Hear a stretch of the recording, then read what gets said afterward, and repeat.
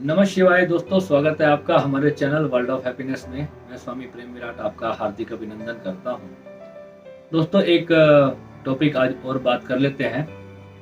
जो ज्योतिष लोग होते हैं, जो एस्ट्रोलॉजर्स हैं, प्लीज़ मेरी बात का बुरा मत मानिएगा, थोड़ी बहुत धुलाई तो आपकी बनती है क्योंकि आप लोग इतना डरा देते हो लोगों को। पर आप लोग जो वीडियोस वगैरह पोस्ट करते हो, आप उसमें कहते हो कि राहु की दृष्टि पंचम भाव में है और षष्ठम भाव में इसकी दृष्टि है, उसकी दृष्टि है, ये वक्री होकर के यहाँ बैठा है और इस भाव पे दृष्टि कर रहा है और इस भाव से इस दृष्टि के कारण आपका मृत्यु का योग बन रहा है और इस दृष्टि के कारण आपको ये वाली दृष्टि भारी पड़ जाएगी और ये वाली दृष्टि के कारण जो है सारे ग्रह खराब हो गए हैं। इस तरह की बातें जब आप लोग करते हो ना, तो बेचारे मासूम लोग बहुत डर जाते हैं। मेरे भाई, ऐसे ना करो। पहली बात दोस्तों, बात करते हैं कि एस्ट्रोलॉजर्स जो होते हैं वो अपने कैलकुलेशन को बिल्कुल सही तरीके से बताते हैं, इसमें कोई संदेह नहीं। भाइयों, आपकी दुकानदारी बंद नहीं करनी, मुझे सिर्फ लोगों को जागरूक करना है, क्योंकि मेरा मार्ग है अध्यात्म का, स्पिरिचुअलिटी का, और आपका मार्ग बिल्कुल सही है, आप अपनी जगह पे बिल्कुल सही बताते हैं। परंतु जो हम देते हैं ना, वो अंत है, अंत, इस संसार का अंत, यानी कि समस्याओं का जड़ से अंत। क्योंकि जितना मेरे को आप लोगों ने पीसा है ना, तो शायद किसी और को पीसा भी नहीं होगा। तो इसलिए पिस पिस के ही मैं यहाँ पहुंचा हूँ दोस्त। तो अभी मैं नहीं चाहता कि मेरे जैसी स्थिति आप किसी और लोगों की कर दो, तो इसलिए मैं भटकने नहीं देना चाहता किसी को। एक हमारे मित्र से कनाडा में है, उन्होंने 13 लाख रुपए एक एस्ट्रोलॉजर को दे दिए। मुझे बहुत तकलीफ होती है और उसका कोई काम नहीं बना। वो काम उस तरीके से बनना ही नहीं था बेचारे का, और लूट लिया उसको बहुत बुरी तरीके से।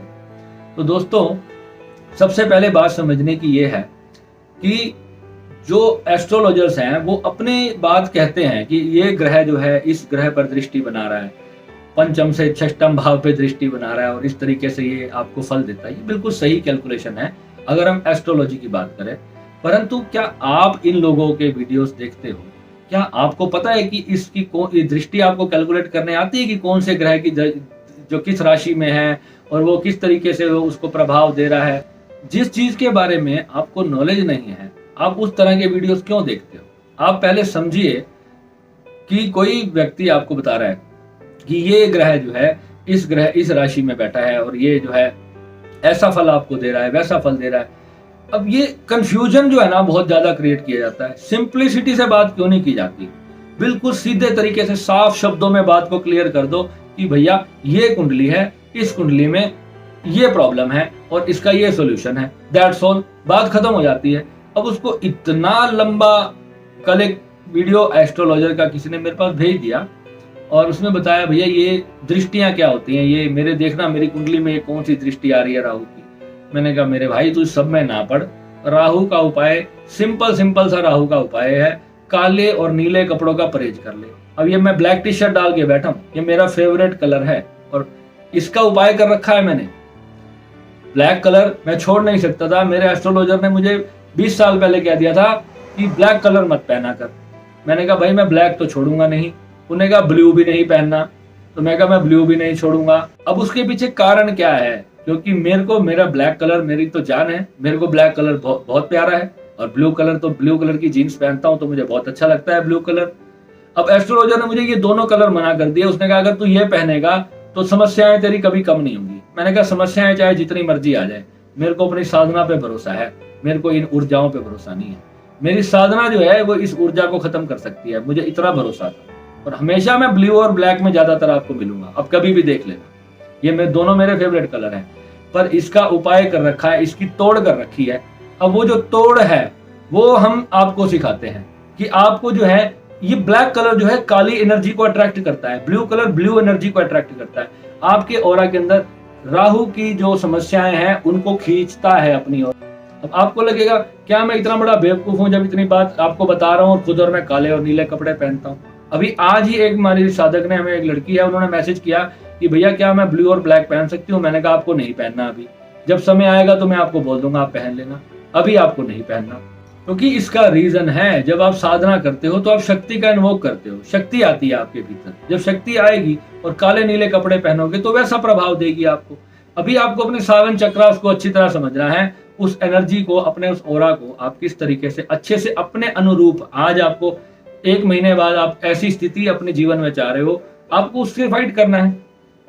आपको उस तरीके से जो है अपने पूरा ऑरा को डिजाइन करना है ताकि मेरी जीवन में अब ये चीज आए। अब उस तरीके से आपको फिर उस कलर को अपने भीतर इन्वोक करना है। वो एक एक चीज आपको समझनी है, तब जाकर के सारी चीज एकदम ओके रिपोर्ट चलेगी। अब मैं तो भैया काला पहनता हूँ और नीला पहनता हूँ, अब इसके उपाय भी अपने पास हैं और हम अपना करके रखते हैं। इसलिए मैं आपको ये नहीं कहता, हर चीज को बड़े गहराई से समझो। एस्ट्रोलॉजी अपनी जगह पे सही है, परंतु वो जो उपाय होते हैं कि आप ये प्रवाहित कराओ, ये जमीन में दबा दो, ऐसा कर दो, वैसा कर दो, इससे कुछ नहीं होने वाला। इससे बहुत ही छोटी सी मात्रा में ऊर्जा प्राप्त होती है, इससे कुछ नहीं होता।